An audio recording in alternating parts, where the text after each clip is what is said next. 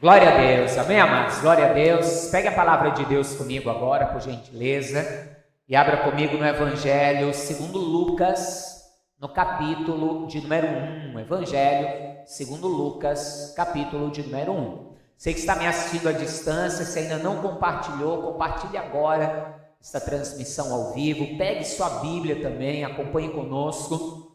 E se ainda não faz parte da família, inscreva-se também aqui no canal. Bem, lembrando que as referências estarão nas telas e você que está me assistindo também estará aí embaixo para você. Hoje tem alguns textos que nós vamos ler que são um pouco compridos.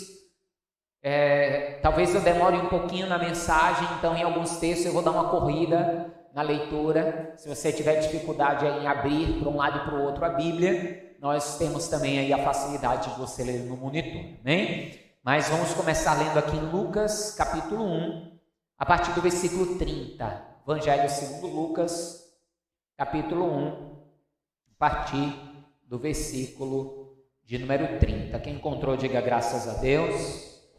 Se você não encontrou ainda, diga misericórdia. Alguém vai ajudar você aí, amém? Diz assim a palavra do Senhor.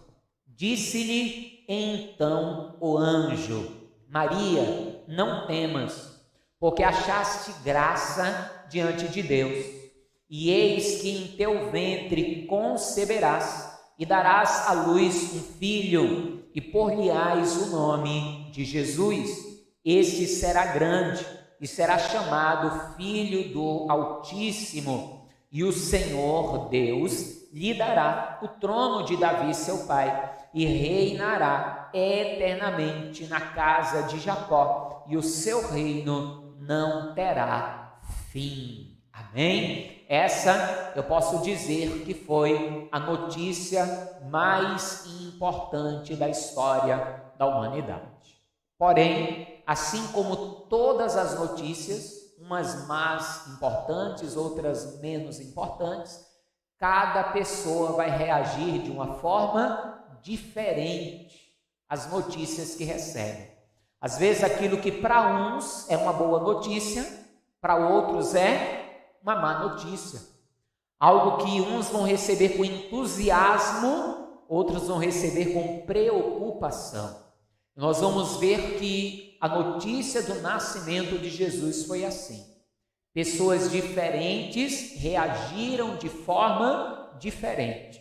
E nós vamos poder aprender com a reação destas pessoas. Mas antes de nos aprofundarmos, feche seus olhos, ligue o seu pensamento ao Senhor e ore e peça para que Deus ele venha falar contigo.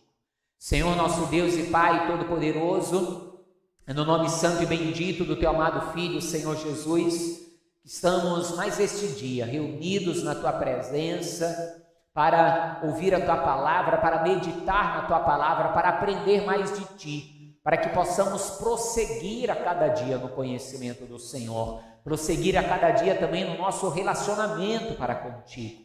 Te peço desde já, Senhor, que uses a minha vida, porque ninguém que está me ouvindo está querendo ouvir simplesmente aquilo que eu, pastor Erno, tenho para falar. Querem ouvir a Tua voz, a Tua palavra, saber aquilo que está em Teu coração. Por isso, Senhor, me use e vá também revelando a Tua vontade aos corações, à mente daqueles que estarão me ouvindo. Que desde já todo empecilho, todo obstáculo, que tudo que se opõe à Tua vontade seja anulado em nome do Senhor Jesus. Que os nossos corações sejam achados como uma terra fértil, como uma terra boa, e a Tua palavra, boa semente, assim produza muito resultado nas nossas vidas. Em nome de Jesus, que assim seja feito. Amém? Você concorda? Diga assim que seja. Pode se assentar. Como eu estava dizendo, essa foi a notícia mais importante da história da humanidade. E cada um de nós reagiu e reage diferente, de acordo com as notícias que recebe. Por exemplo, um casal, quando recebem ali a notícia de que serão pais, podem ali o marido reagir de um jeito e a esposa de outro. Principalmente se o filho for planejado, a reação vai ser uma. Se não for planejado, vai ser outra. Se for uma criança que se espera muito tempo para ter, a reação vai ser uma. Se foi algo que veio de repente, sem planejamento, sem nada, a reação também será outra. Até às vezes a notícia dentro de uma empresa que a pessoa receba de uma promoção. Uns vão receber com alegria, outros com medo daquela responsabilidade que virá. Então, as notícias elas trazem consigo reações diferentes, e essas reações elas falam muito sobre aquilo que está dentro de nós. Como reagimos às notícias, às coisas que acontecem à nossa volta. E essa notícia, a notícia do nascimento de Jesus, ela começou a ser dada, começou a ser declarada quase 4.000 anos antes de Jesus nascer. Porque a primeira vez que foi anunciado que nasceria aquele que viria para combater o mal, para aniquilar o mal, o primeiro a anunciar, a trazer essa boa nova foi Deus. Justamente em um momento muito complicado da humanidade, quando Adão pecou, e Deus estava ali repreendendo Adão, Eva, a serpente. Deus estava ali declarando para eles a maldição como consequência dos seus pecados, e no meio daquela declaração da maldição, o próprio Deus dá a primeira boa notícia depois do pecado, que surgiria ali alguém que seria semente da mulher, e que esse alguém esmagaria a semente da serpente. Eu já falei sobre isso aqui em outras pregações. Teologicamente é chamado de proto-evangelho, ou primeira boa notícia, que é Gênesis, capítulo 3, versículo de número 15. Aqui de Adão para Jesus tem cerca de 3.700 anos de espaço aí, de tempo. E Gênesis 3,15 diz assim: e porém inimizade entre ti e a mulher, Deus está falando com a serpente, e entre a tua semente e a sua semente. Esta te ferirá a cabeça e tu lhe ferirás o calcanhar. Então, Deus está falando ali não com uma cobra, simplesmente com uma serpente. Lá em Apocalipse, quando é falado do dragão, é claro, o dragão que é o diabo, a antiga serpente. Deus está falando da semente do diabo, e que viria aquele semente da mulher, não semente do homem e da mulher, e esmagaria a Satanás. E aqui a gente tem que lembrar, porque a palavra de Deus diz que Jesus ele esmagou Satanás, rasgou a cédula que existia contra nós, a expôs publicamente. E se ele pisou na cabeça da serpente, nós precisamos lembrar como que Jesus pisou, porque ele é o cabeça e a igreja é o corpo. Então os pés que pisam sobre o diabo é a igreja que pisa, nós é que pisamos. Quando Jesus ele diz ali, eu tenho até uns 2, 3 vídeos falando sobre isso no meu canal, quando ele diz ali que as portas do inferno não prevalecerão contra a igreja, portas não são instrumentos de ataque, são de defesa. Jesus não está dizendo que o inferno vai atacar a igreja e a igreja vai prevalecer, ele está dizendo que a igreja vai atacar e as portas do inferno não vão prevalecer. Somos nós que temos que invadir os terrenos dominados pelo diabo para resgatar as almas, e as portas do inferno que aprisionam essas pessoas não resistirão diante da igreja. Então, essa é uma das visões desse texto. Então, Jesus esmagou, e essa foi a primeira vez que veio a boa notícia.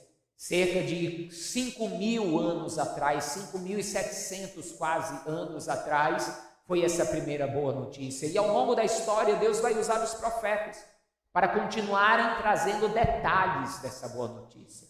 Um vai ser levantado como Isaías para dizer: ele nascerá da virgem, a virgem conceberá. Outro vai ser usado para dizer: ó tu, Belém, a menor das cidades, para dizer aonde ele nasceria. Outro salmista para falar de como seria a sua morte, como ali no Salmo 22, que fala de uma forma muito clara ali sobre ele. Então os profetas vão vir anunciando todo o tempo, até que culmina então com esse primeiro anúncio que nós lemos aqui, o primeiro texto que nós lemos, quando o anjo vem anunciar a Maria. E Maria vai ser a primeira pessoa que nós vamos ver a reação dela diante da notícia: o Salvador do mundo vai nascer. Você vai gerar dentro de você o Salvador do mundo, aquele que é, porque o anjo diz, o Senhor dará a ele um trono eterno na cidade de Davi. Então Maria recebeu a notícia de que quem estava nascendo, que nasceria, era aquele que era o Salvador do mundo e o Rei do mundo.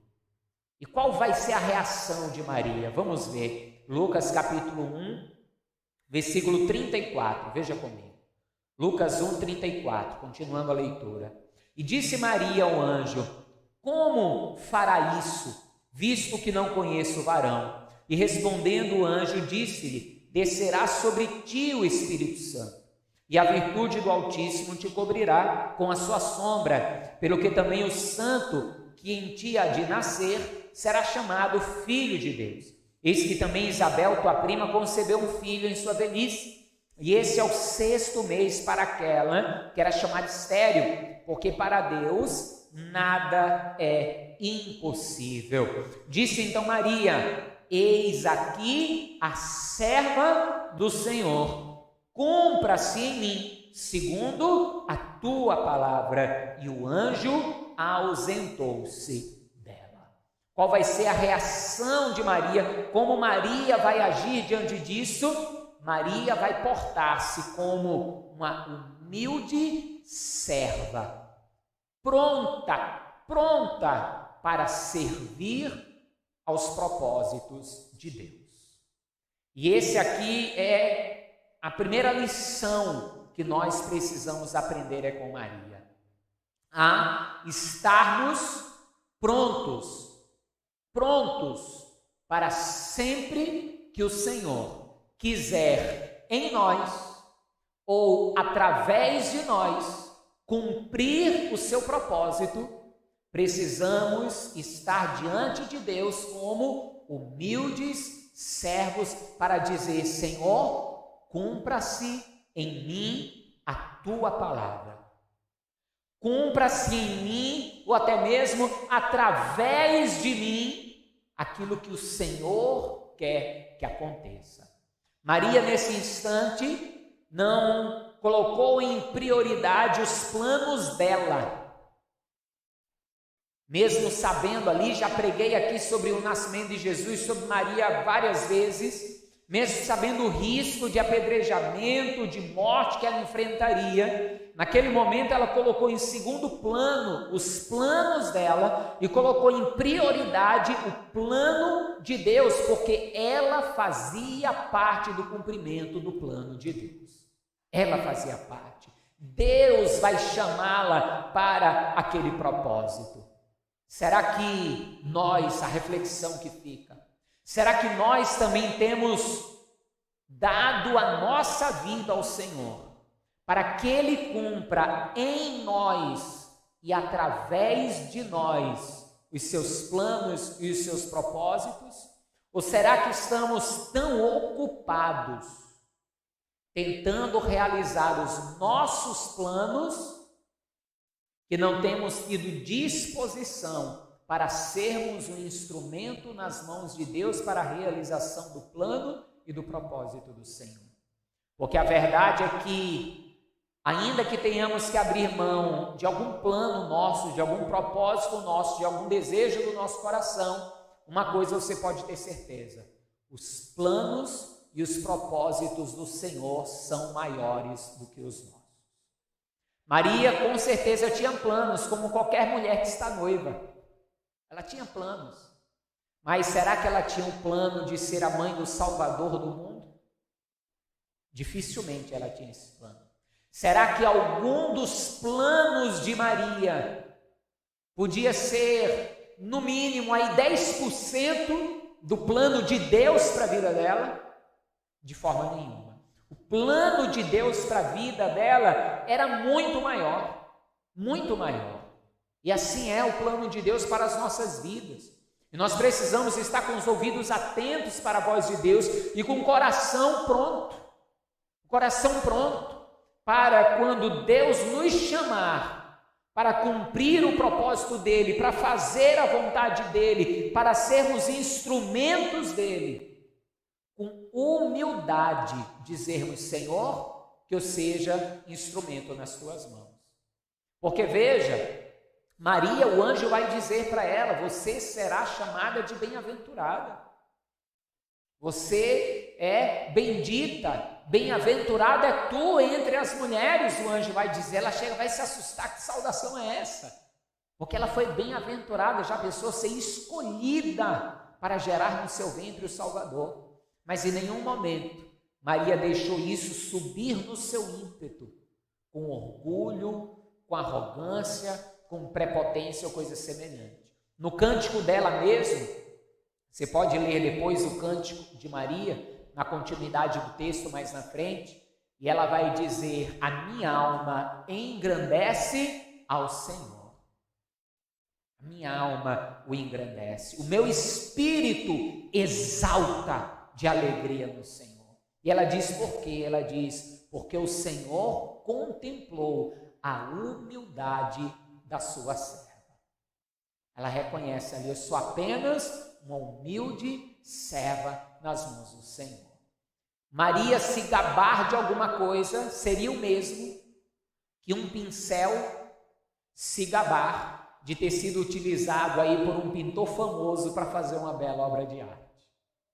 A obra de arte está lá. Qual é a glória do pincel que a pintou? Qual é a glória do martelo e da talhadeira que talhou uma grande escultura? Nenhuma.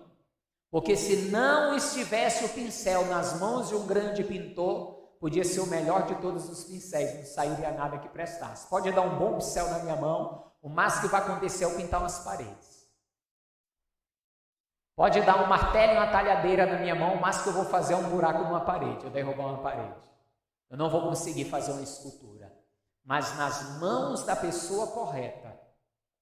E foi isso que Maria foi. Maria foi um instrumento bom, sim, mas nas mãos daquele que é perfeito, Senhor. E Deus, Ele busca a cada dia mais e mais encontrar pessoas, encontrar servos, nos encontrar nessa posição. Senhor, está aqui teu humilde servo, a tua humilde serva, cumpra em mim o teu propósito. Cumpra em mim e através de mim o teu propósito, a tua vontade. Amém, igreja? Poxa, pastor, Natal, o senhor está puxando minha orelha? Não estou puxando a orelha de ninguém. A gente está aqui meditando junto, tá? Porque isso aqui é para mim também. O primeiro que Deus fala é comigo. Já tem umas 4 semanas que Deus vem falando isso aqui comigo. Eu já venho falando disso aqui, que vou pregar isso aqui hoje, já tem umas 3, 4 semanas. Próximo personagem, quem foi o próximo a receber a notícia? Logo depois de Maria, José. José foi o próximo. José é interessante porque primeiro ele ouviu da boca de Maria. E quando ele ouviu a notícia da boca de Maria, a reação de José não foi a melhor, mas também não foi a pior. Nós podemos parar e pensar dessa forma. Ele intentou no seu coração, você sabe, eu preguei sobre isso semana passada, ele intentou no seu coração deixá-la para não infamá-la, para não trazer para ela a fama de ter traído a ele, de ter deitado contra a pessoa. Ela provavelmente contou a história para ele: olha, o anjo apareceu para mim assim, assim, assim. Pelo jeito ele não botou muita fé no negócio, ficou em dúvida e disse: vou vazar, vou embora, vou deixar ela aí, eu fico com a má fama, mas pelo menos ela não morre, pelo menos as coisas não acabam da pior forma. Só que o anjo vem falar com ele também, aparece para ele ali em sonho, e ele muda a sua ação. Vamos ver aqui comigo? Mateus agora, capítulo 1, a partir do versículo 20. Mateus capítulo 1, versículo 20. Vamos ver aqui o que a postura de José nos ensina. E projetando ele isso, projetando ir embora, eis que em sonho lhe apareceu um anjo do Senhor, dizendo: José, filho de Davi, não temas receber a Maria, tua mulher, porque o que nela está gerado é do Espírito Santo, e ela dará à luz um filho, e lhe porás o nome de Jesus, porque ele salvará o seu povo dos seus pecados. Tudo isso aconteceu para que se cumprisse o que foi dito da parte do Senhor pelo profeta, que diz: eis que a virgem conceberá e dará à luz um filho. Ele será chamado pelo nome de Emanuel. Emanuel traduzido é Deus conosco. E José, despertando do sonho, fez como o anjo do Senhor lhe ordenara, e recebeu sua mulher, e não a conheceu. E aqui quando diz não a conheceu, você entende muito bem o que está dizendo, né? Não é conhecer, oi, tudo bem, prazer, né? Não teve relações com ela, até que deu à luz seu filho, o primogênito, e pôs-lhe o nome de Jesus. José podia ter pensado assim, para e pensa comigo. Maria chega para José e conta: um anjo apareceu para mim, disse que eu estou grávida do Espírito Santo e que é para colocar o nome do menino Jesus. Aí José está com aquilo na cabeça, dorme e sonha com isso. José podia ter pensado o que na hora? Isso é coisa da minha cabeça porque eu conversei hoje com Maria sobre isso. Você imagina que José, quando deitou na cama à noite, cheio dessas coisas na cabeça, ele dormiu na hora ou demorou para dormir, remoendo isso na cabeça e pensando? Com certeza ele demorou. E quando a gente deita pensando muito em alguma coisa, o que é que acontece normalmente? A gente sonha com aquilo. É por isso que a gente diz para a criança: não assiste filme de terror, senão vai sonhar. Que a criança vai deitar pensando com aquilo e acaba sonhando. Então ele podia cogitar: não, isso foi sonho. Ele podia dar alguma desculpa para não obedecer. Mas o que foi que José fez? Imediatamente. Parecendo até loucura aquilo. Foi que ele fez? Ele obedeceu a Deus sem questionar. José, ele é o símbolo do servo obediente e altruísta. O que é ser altruísta? É colocar o outro à frente, acima de si mesmo. Porque o anjo não disse para José que ele tinha que ficar os 9 meses lá sem conhecer a esposa. Ele casou. Ele tinha o direito ou não de ter relações com a sua esposa? Sim ou não? Ele ter relações com Maria, Maria estando grávida, ia fazer algum mal para Maria? Sim ou não? Ia fazer algum mal para o bebê que estava dentro dela? Sim ou não? Não, a mulher pode ter relações até os 9 meses. Até um dia antes de parir ou no dia mesmo de parir. Não tem problema nenhum, não faz mal nenhum nem para a mulher nem para a criança. Mas ele vai se resguardar disso, colocando a situação de Maria, e Maria em primeiro lugar naquele momento, o plano de Deus, o propósito de Deus, e se colocando ali até mesmo em segundo lugar. E é interessante que a palavra de Deus nos ensina isso, que nós devemos colocar o outro até mesmo à frente de nós mesmos, das nossas próprias vontades, dos nossos próprios desejos. Como prova aqui de José de amar a Deus e amar ao próximo. Precisamos estar dispostos a obedecer. Às vezes Deus nos manda fazer uns negócios meio doidos, manda ou não manda? Não sei se já mandou você, a mim já mandou algumas vezes. E quantas vezes Deus nos manda fazer besteiras e não obedecemos? Pequenas coisas. Se Deus nos manda fazer pequenas coisas e não obedecemos, como é que Ele vai mandar as grandes coisas? E se obediência em pequenas coisas gera resultado, imagine a obediência em grandes coisas. Agora, se a desobediência em pequenas coisas traz consequências, imagine a desobediência em grandes coisas também. Deus não nos vai mandar fazer grandes coisas se não estamos dispostos a obedecer nas pequenas. Às vezes Deus nos manda fazer umas coisas doidas. Às vezes a gente está na fila do mercado, do banco, aí Deus manda a gente falar para alguém alguma coisa, falar de Jesus, trazer uma palavra, alguma coisa. Não sei se já aconteceu com você. E quantas vezes a pessoa tem coragem para ir lá e falar? Quantas vezes a pessoa fica: não, isso é coisa da minha cabeça, tem nada a ver. As pequenas coisas, às vezes Deus manda. Ele vai e acorda a gente lá de madrugada para orar, a pessoa vira para o outro lado e dorme, não ora. Ele pede, manda a gente abrir mão de alguma coisa que a gente faz, e diz: não, isso é coisa da minha cabeça, é porque fulano falou, porque Beltrano falou. Isso aí não é Deus que está mandando, não, eu parar com isso, eu deixar com aquilo outro, não, isso é coisa da minha cabeça, pequenas coisas. Às vezes uma oferta que ele pede e a pessoa não. Eu lembro de um testemunho de uma membro daqui da igreja, a respeito até de dízimo, que ela não era dizimista, nem ofertante, por causa de questões de um outro ministério que ela congregava. E um dia ela em casa, eu disse, se você não é, ore, pergunte a Deus se Deus vai falar com você. Aí ela em casa orou e foi dormir. Quando ela foi dormir, ela sonhou, Deus dizendo assim para ela, você está preocupada e não dá o dízimo, está preocupada em faltar as coisas na sua casa? A escola do seu filho, o mantimento, as coisas? E o meu servo? Ele também tem a família dele para sustentar. Ele também tem as filhas dele para pôr na escola. Ele também tem as filhas dele e a família dele para alimentar. Deus não falou nem da casa, falou de mim, de minhas necessidades para ela. Ela acordou no outro dia, mandou um zap para mim, pastor, passa o Pix aí da igreja. E desde aquele dia, todo mês, dia 1, primeiro dia útil do mês, ela transfere o dízimo, certinho. Acabou, sonhou, Deus falou, ela obedeceu. E depois ela me contou, pastor, eu não tive aumento no nada. E hoje eu não tenho preocupação, eu pago todas as contas, consigo fazer tudo que antes com o mesmo dinheiro eu não fazia. Porque na verdade agora ela está em menos dinheiro, né? E agora ela não tem mais o valor do dízimo. Então na verdade agora ela faz mais com menos. Ouviu e obedeceu, sem questionar. José é esse exemplo daquele que ouve e obedece sem questionar. Sem questionar. E Deus honrou a José no cuidado para com ele, na proteção para com ele e para com toda a sua família. Próximo personagem, vamos lá.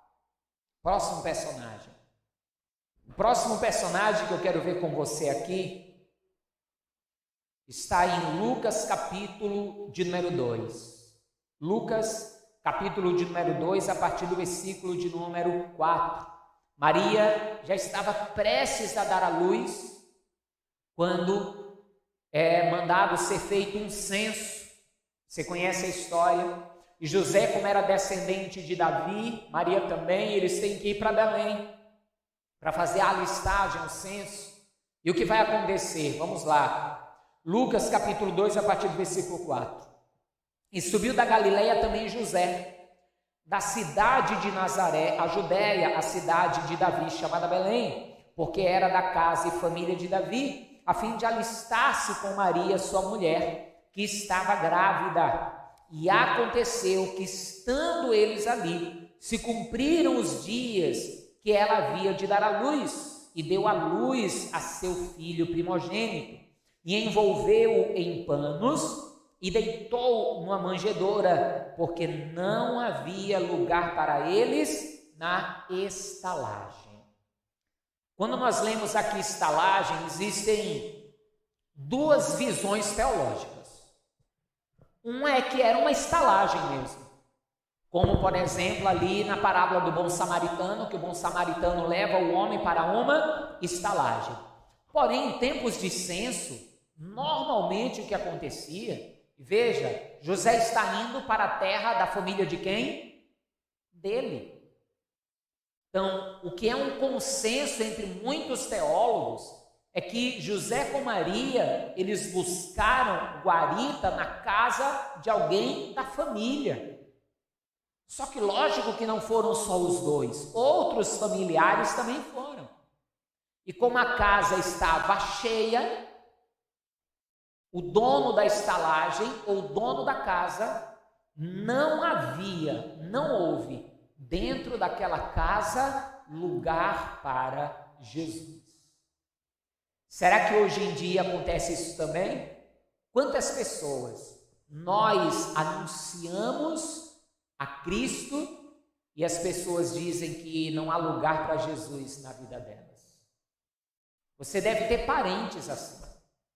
Parentes que quando você vai falar de Jesus, fica aí com o seu Jesus, deixa eu com o meu sei lá o quê, e cada um fica na sua, a gente não discute. Tem ou não tem? Você tem com certeza pessoas na família que são assim. Pessoas para as quais na casa delas não há lugar para Jesus.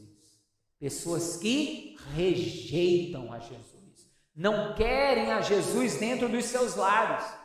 E é interessante você ver como o inimigo ele cega o entendimento, porque a maioria dessas pessoas que rejeitam desta forma Jesus dizem que amam a Deus e que têm a Deus. Só que a Bíblia diz que quem não ama o Filho não ama o Pai, quem não tem o Filho não tem também o Pai. E nós precisamos ter cuidado, porque às vezes a pessoa até já abriu a sua vida para Jesus. Porém, disse Jesus, ó, o senhor pode entrar, mas nesse quarto aqui o senhor não entra. Tem muitas pessoas que já abriram a sua vida para Jesus, mas ó, na minha vida, no meu casamento, o senhor não se mete. Na minha vida financeira, na minha vida profissional, o senhor não se mete. Ou seja, põe limites de até onde o Senhor pode ir nas suas vidas. Quando na verdade, quando abrimos a porta dos nossos lares, da nossa vida para Jesus, nós temos que abrir, dar a chave a Ele, dizer, ó, entre, more aqui, não é para Ele ser uma visita. Não é para Jesus ser uma visita, é para Ele morar, para Ele habitar. E Ele morando, habitando, é para a gente dizer, ó, o Senhor não está morando, pode mudar tudo de lugar se o Senhor quiser. Pode mudar tudo de lugar. O que o Senhor achar que está no lugar errado, mude. Precisamos abrir totalmente. E deixar Ele agir, deixar Ele mudar, porque infelizmente a Bíblia me mostra que tem até igreja onde Jesus não tem podido entrar. Pastor, igreja, sim, a Bíblia me mostra. Igreja onde Jesus está do lado de fora, batendo, ó, querendo entrar, e ninguém ouve que Ele está do lado de fora batendo na porta. É um texto bem conhecido nosso, Apocalipse 3:20. A gente usa normalmente para evangelizar, né? Eis que estou à porta e bato. Se alguém ouvir a minha voz e abrir a porta, eu entrarei e cearei com ele e ele comigo. Se você voltar um pouco nos versículos, você vai ver que Jesus está falando isso para uma igreja. Jesus está falando isso para a igreja de Laodiceia. E a igreja de Laodiceia era uma igreja que o próprio Jesus diz, vocês dizem, rico sou. Não temos falta de nada, mas eu, porém, vos digo que vocês são miseráveis, cegos, pobres e nus. Comprem de mim colírio para limpar os vossos olhos, ouro refinado, puro e vestes para que se vistam e ninguém veja as suas vergonhas. Porque, infelizmente, hoje existem lugares onde se afastaram tanto do Evangelho que Jesus não tem lugar mais nessas casas. Eu estava vendo, a pastora mandou para mim um cortezinho de uma pregação daquele apóstolo, não sei o que Nives, Igreja Batista alguma coisa. Ele foi até desligado da Convenção Batista. Aquele que disse que precisava atualizar a Bíblia. Acho que vocês conhecem quem é, não sei. Um trechinho de uma pregação dele, ele dizendo que quando Jesus conversou ali com a mulher samaritana no poço, que Jesus disse a ela que se ela quisesse, ele dava a ela uma água que ia jorrar, ele insinuando. Ele insinuou assim, não, porque água que vai jorrar, isso aqui é uma conotação sexual, vai jorrar. Jesus está falando aqui de sêmen. Misericórdia, misericórdia. Dizendo que Jesus queria ali ter uma relação sexual com a mulher samaritana. Aí eu pergunto, e Deus me perdoe se eu estiver errado, isso é uma pergunta que eu estou fazendo, não estou afirmando. Jesus tem lugar num lugar desse? É complicado, complicado, que distorção. A palavra tem que ser atualizada. Jesus é a palavra, Ele é o verbo vivo de Deus. A Bíblia é mais atual, como diz o bordão cristão, a Bíblia é mais atual do que o jornal de amanhã. A Bíblia não precisa ser atualizada nem coisa nenhuma. Então, se estão pregando um evangelho tão mentiroso, que Paulo falou disso escrevendo aos Gálatas, se alguém vos anunciar um outro evangelho que não seja esse, seja anátema, ainda que seja um anjo anunciando, é anátema, é maldito, Então, precisamos entender isso por nós, A nossa vida tem que ser, porta escancarada para Jesus. Jesus pode entrar, morar, habitar, mudar tudo. E se você está aqui hoje, é porque você tem aberto a sua vida para Ele morar, senão você não estaria aqui. Pleno domingo, dia 25 de dezembro, você estaria ainda descansando da ceia de ontem. Não sei que horas foi dormir, que horas acordou hoje, alguns aqui se trabalharam, se não trabalharam, não sei, mas você não estaria nem aqui. Mas precisamos sempre estar com as nossas vidas abertas para o Senhor, porque Ele entra e Ele vai mudando as coisas de lugar mesmo. Você que abriu a sua vida ao Senhor Jesus há mais tempo, você sabe como Ele tem mudado as coisas de lugar dentro de você, como Ele tem mudado os sentimentos, como Ele tem mudado comportamentos, como Ele tem tirado coisas e acrescentado outras. Nós precisamos verdadeiramente estar sensíveis a tudo isso, porque a igreja, a pessoa pode ser rica, pode ter tudo, se não tiver Jesus não tem nada. Se Jesus estiver do lado de fora, não adianta de nada. Porque tudo que temos aqui, uma hora acaba, finda. E não adianta, porque para o caixão não leva nada. Agora, se há um acúmulo de tesouro no céu, aí sim. Esse o ladrão não mina, não rouba, a ferrugem não consome. E aí seremos ricos não por 70, 80, 100 anos aqueles que viverem mais. Mas seremos ricos pela eternidade junto ao Pai. Amém, igreja? Próximo personagem, vamos lá. Deixa eu ver aqui outro texto. Lucas capítulo 2, a partir do versículo 8.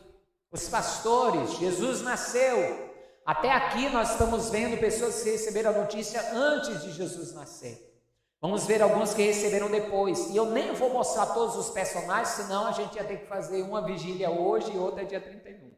Porque são muitos personagens. Eu deixei alguns de fora, deixei só alguns aqui principais. Lucas, capítulo 2, a partir do versículo 8, diz assim. Ora, havia naquela mesma comarca pastores que estavam no campo e guardavam durante as vigílias da noite o seu rebanho. E eis que um anjo do Senhor veio sobre eles, e a glória do Senhor os cercou de resplendor, e tiveram grande temor. E o anjo lhes disse: não temais, porque eis que vos trago novas de grande alegria, que será para todo o povo, pois na cidade de Davi vos nasceu hoje o Salvador, que é o Cristo, o Senhor. E isso vos será por sinal: achareis o menino envolto em panos e deitado numa manjedoura. E no mesmo instante, apareceu com o anjo uma multidão dos exércitos celestiais, louvando a Deus e dizendo: glória a Deus nas alturas, paz na terra, boa vontade para com os homens. E aconteceu que, ausentando-se deles os anjos para o céu, disseram os pastores uns aos outros: vamos, pois, até Maria e José e o menino deitado na manjedoura. E vendo, divulgaram a palavra que acerca do menino lhes fora dita. E todos os que a ouviram se maravilharam do que os pastores lhes diziam. Mas Maria guardava todas essas coisas, conferindo-as em seu coração. E voltaram os pastores, glorificando e louvando a Deus por tudo o que tinham ouvido e visto, como lhes havia dito. Amém, amados? Olha só a postura dos pastores. Ouviram falar de Jesus. Qual foi a primeira coisa que eles fizeram? Vamos testificar, vamos ver se é verdade. Talvez isso tenha acontecido com você um dia. Você ouviu falar de Jesus e você buscou ver se era verdade. Aí eu te pergunto: Jesus é real, sim ou não? A notícia, a boa notícia é verdadeira, sim ou não? Qual foi a segunda postura deles? Eu tenho que espalhar a notícia. Eu tenho que espalhar. Eu tenho que contar para todo mundo, para que todos se alegrem comigo. E eles estavam fazendo o quê quando eles receberam a notícia? Estavam trabalhando. Eles estavam no meio da noite, no meio do trabalho, cuidando das ovelhas, mas eles pararam tudo o que estavam fazendo. Colocaram as ovelhas nos currais, correram para ver, correram para anunciar, voltaram para adorar a Deus. Todo tempo é tempo para falarmos de Jesus. Todo tempo é tempo. Às vezes, nós, na nossa correria, porque corremos muito mesmo, nós temos podido ver como os tempos têm se abreviado. Nem parece que há um ano atrás estávamos aqui celebrando o final de 2021 para 2022. Já passou um ano. Parece que passaram 3, 4 meses. Pelo menos essa é a sensação que eu tenho, não sei você. Coisas que aconteceram em dezembro do ano passado, que eu estava lembrando essa semana e dizendo, meu Deus, já faz um ano, eu não acredito. E a gente parece que a cada dia que passa tem menos tempo para fazer as coisas. Parece que cada dia que passa a nossa vida é mais corrida, menos nos sobra tempo. Por isso que a Escritura diz que nós precisamos remir o tempo, resgatar o tempo, recuperar o tempo perdido. Por isso, toda oportunidade que você tiver no trabalho, na rua, aonde você estiver, fale do nome de Jesus, fale, espalhe, passe para os outros a alegria de servir a Jesus. Ah, pastor, mas que às vezes a pessoa tem vergonha e às vezes ela ainda não sente a alegria de servir a Jesus, que parece que às vezes não entendeu ainda que ia para o inferno e agora vai para o céu, estava condenado e agora é salvo, que ia sofrer eternamente, agora vai reinar eternamente. Você quer pouco motivo para alegria? Paulo, em Filipenses, capítulo 4, versículo 4, ele diz, regozijai-vos sempre, regozijai-vos. E sabe onde é que Paulo estava quando escreveu os Filipenses? Dentro de uma cadeia. Estava dentro de uma cadeia, incentivando os que estavam fora a se alegrar. Alegrai-vos sempre. Agora ele diz em quem? Ele diz, alegrai-vos no Senhor. Porque realmente, se formos olhar a nossa volta, muitas vezes não teremos motivos para nos alegrar. Não teremos motivos para isso, para festejar, para alegrar. Lutas, problemas, dificuldades, situações difíceis. Mas se olhamos para o Senhor, para a nossa herança, para a vida eterna, aí sim nós teremos muitos motivos para nos alegrar, para festejar, para estarmos contentes, alegres diante do Senhor. Como aqueles pastores foram com alegria, e eles foram para anunciar o nascimento do Salvador e voltaram para adorar ao Salvador. Todo tempo é tempo para falar de Jesus, e todo tempo é tempo para cantar louvores ao Senhor, para adorar a Deus. Todo tempo é tempo, toda hora é hora para fazer isso. Eu agora, no final do ano, dia 31, eu posso até explicar com mais detalhes, eu quero lançar um desafio. Não que você venha fazer voto ou qualquer coisa dessa, para depois você não quebrar o voto, em vez de trazer bênção, trazer fardo. Mas convidar você a separar, pelo menos de segunda a sexta, 1 hora do seu dia para o Senhor. O dia tem 24 horas, amém? Você já fez o cálculo quando dá 24 horas em minutos? 1.440 minutos. Fiz isso ontem, 1.440 minutos. 10% seria o dízimo do nosso tempo. Dá 144 minutos.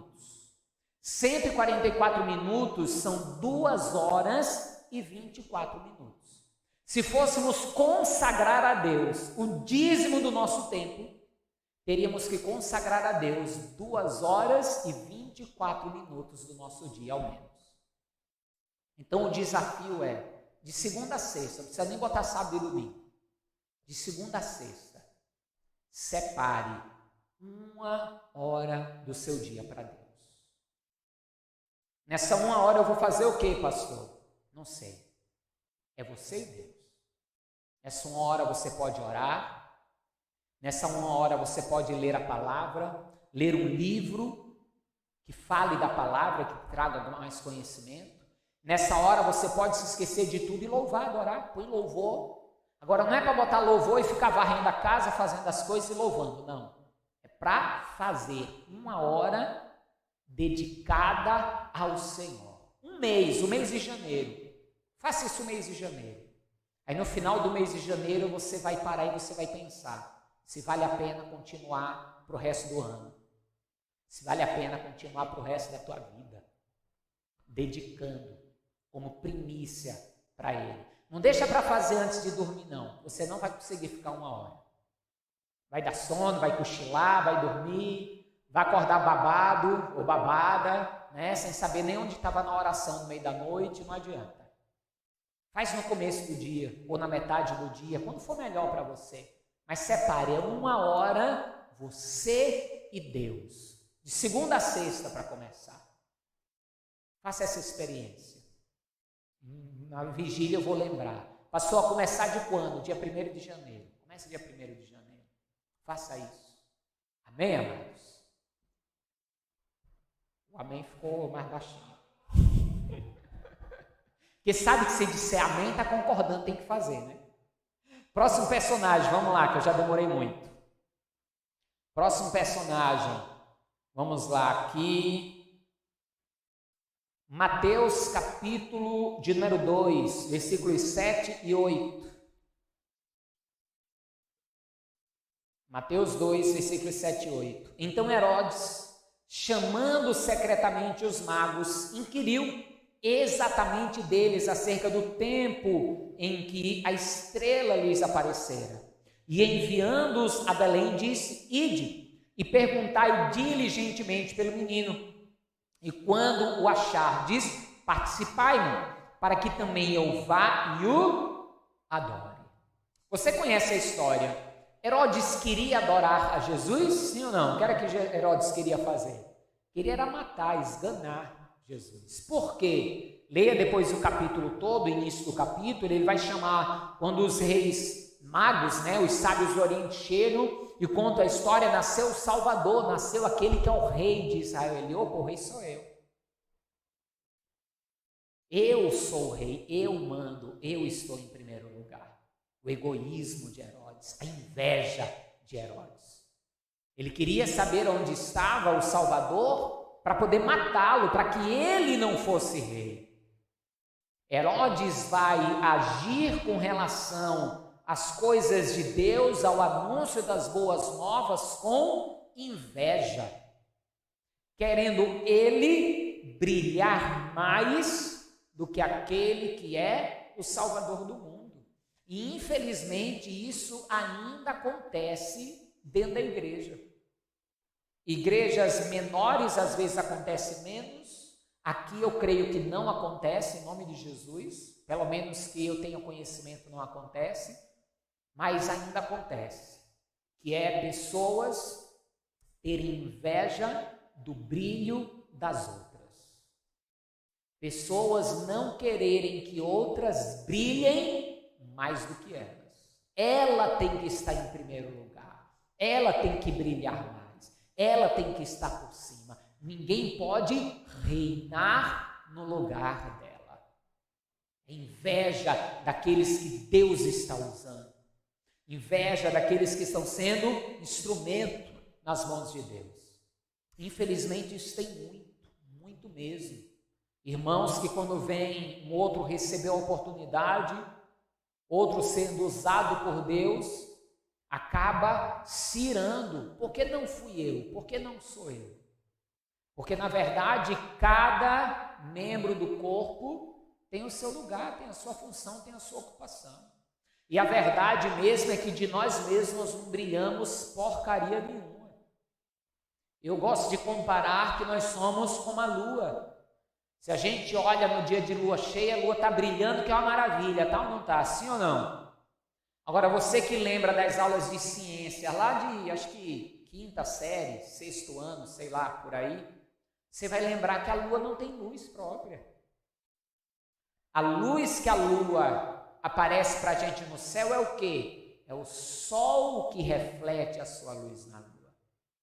Então, a luz que a lua aponta para o mundo é o reflexo da luz do sol. Ou seja, se há alguma luz de nós brilhando no mundo, é apenas o reflexo do sol da justiça nas nossas vidas. Nada mais do que isso. Nada mais do que isso. A luz não é nossa.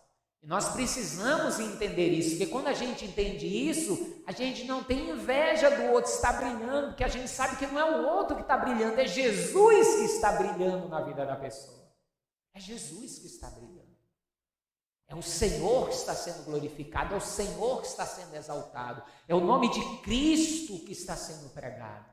E quando isso acontece, que um se alegra com Cristo usando o outro, todos são usados. E Cristo começa a brilhar em todos, de formas diferentes, mas Cristo brilha em todos. Em uns ele vai brilhar dentro da igreja, em outros na rua, outros dentro de casa, outros no trabalho, uns no altar, outros na porta, mas ele vai brilhar em todos, porque todos aqueles que se colocam para refletir a luz de Cristo brilharão, porque ele mesmo falou: vós sois a luz do mundo. Nós somos a luz do mundo. Não podemos agir com inveja, com intriga para ver quem é melhor, quem é pior, porque quem é melhor mesmo é Cristo. Amém, amados? E os últimos personagens de hoje, ufa, Mateus capítulo de número 2, versículo 9. Mateus 2, versículo 9. Aqui ainda podia falar de Simeão, da profetisa, ali quando Jesus foi consagrado, outras pessoas, mas vamos ficar por aqui hoje. Os sábios do Oriente. Mateus capítulo 2, a partir do versículo 9. E tendo eles ouvido o rei, partiram, e eis que a estrela que tinham visto no Oriente ia diante deles, até que chegando, se deteve sobre o lugar onde estava o menino. E vendo eles a estrela, alegraram-se muito, com grande júbilo. E entrando na casa, acharam o menino com Maria, sua mãe, e prostrando-se, o adoraram, e abrindo os seus tesouros, lhe ofertaram dádivas, ouro, incenso e mirra. Aleluia. Uma das coisas que eles fizeram, eu até já falei quando falava dos pastores, eles alegraram-se diante do Senhor. É como diz a palavra do Senhor: alegrei-me quando me disseram, vamos à casa do Senhor. Às vezes a pessoa sai de casa para vir para a igreja, parece que está indo para um funeral, para um velório, misericórdia. Nós temos que ir com alegria, estamos indo para a casa do Senhor, estamos indo servir ao Senhor. Ah, pastor, mas a casa do Senhor somos nós. Eu sei que a casa do Senhor somos nós, eu sei que o Espírito de Deus habita em nós. O que estamos falando com estar na casa do Senhor é estar reunidos como igreja. Estamos reunidos como igreja. Eu lembro, eu novo convertido, como os magos aqui, olha a viagem que eles fizeram para ir ter com Jesus. Eles não mediram distância. Nós também não podemos medir distância. Uns moram mais perto da igreja, outros moram mais longe. Eu, quando comecei a congregar, eu pegava 2 conduções, era quase 1h30 para chegar na igreja, quase 1h30 para voltar da igreja, 2 ônibus. Ah, pastor, mas não tinha igreja perto da sua casa? Eu tinha igreja a 5 minutos da minha casa. Mas eu gostava de ir a 1 hora e tanto de casa, Até como aqui o Henrique e a Ângela, que vem de Salvador congregar aqui conosco, se reunir aqui conosco como casa de Deus. O que é uma das coisas que é a igreja? A igreja é uma família para o Pai. A igreja é um corpo para o Filho, uma noiva também para o Filho. mas a igreja também é casa, morada para o Espírito Santo. Então, quando eu digo eu vou para a casa de Deus, aqui é casa de Deus. Não quando o templo está vazio. Quando o templo está vazio, não é casa de Deus. Mas quando estamos aqui reunidos, aqui se torna casa de Deus, porque a igreja está reunida. E a igreja é casa de Deus, a igreja é morada do Espírito Santo. E devemos ir com alegria, nos alegrarmos em ir para a casa de Deus. Tem dia que a gente está cansado, fadigado? Tem, lógico, todos nós temos. E a gente tem que ir na visão, eu vou lá reabastecer minhas energias. Vou louvar, vou adorar, vou buscar Deus, renovar a minha fé, a minha esperança, me lançar diante do Senhor e buscar mesmo, com alegria, vir buscar ao Senhor, buscar, alegrar-se em estar na presença do Senhor. E mais ainda, eles, além de alegrar-se, eles levaram 3 presentes para Jesus. E esses 3 presentes que eles levaram falam de forma profética sobre quem é Jesus. Eles levaram ouro, incenso e mirra. O ouro, eles estavam reconhecendo que Jesus é rei. E ele é, como está escrito em Apocalipse, rei dos reis e senhor dos senhores. E esse rei dos reis nós podemos observar de 2 formas. Rei dos reis no sentido que ele é o maior rei de todos, mas no sentido também que ele é rei de reis, porque nós também vamos reinar com eles. Então ele é o nosso rei e nós também somos reis. As mulheres, no caso, rainhas, queremos reinar. Ele é rei dos reis, senhor dos senhores. Incenso é o reconhecimento de que ele é sacerdote, porque o incenso era queimado, a fumaça subia e era a representação das orações sendo apresentadas diante de Deus.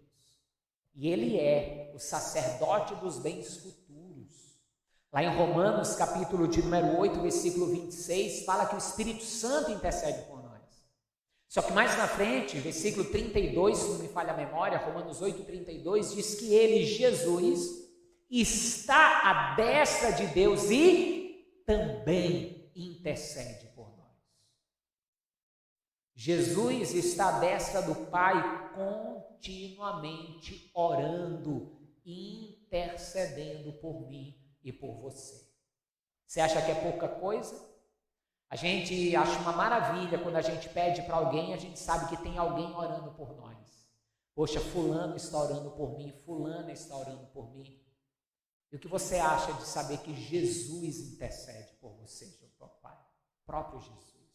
Por isso que João também, na sua carta, não no Evangelho, na sua carta, ele diz: filhinhos, não pequem, mas se pecarem, lembrem que nós temos, ao lado do Pai, um advogado justo, Jesus Cristo. Jesus está ali, à destra do Pai, advogando as nossas causas, mediando o nosso relacionamento com Deus, para que tenhamos acesso direto ao nosso Pai. E por fim, a mirra, que era para preparar o corpo de um homem que estava morto, ou preparar para a morte. Eles reconhecem ali que aquele bebê nasceu para morrer. Ainda que quando os sábios do Oriente encontraram Jesus, Jesus não era mais um bebezinho recém-nascido numa manjedoura. Jesus já tinha uns 2 aninhos de idade já, quando os sábios aqui do Oriente o encontraram. Mas eles entenderam que ele havia nascido para morrer. E você conhece a história, eu não preciso voltar aqui para a história do Evangelho. Ele veio, cresceu, cumpriu seu ministério, na cruz do Calvário disse: está consumado, morreu, mas ao 3º dia ressuscitou, está vivo eternamente, como já vimos, à direita do Pai intercedendo por nós, e como prometeu, virá para nos buscar, para que venhamos a reinar com Ele por toda a eternidade. Então, alegre-se, Jesus nasceu, e Ele nasceu por causa de mim, Ele nasceu por causa de você, Ele nasceu porque Deus nos amou de tal maneira que deu seu Filho unigênito para que nós não morrêssemos, mas tivéssemos a vida eterna. Amém? Vamos aplaudir a Jesus e fique de pé no seu lugar que eu quero orar com você. Fique de pé.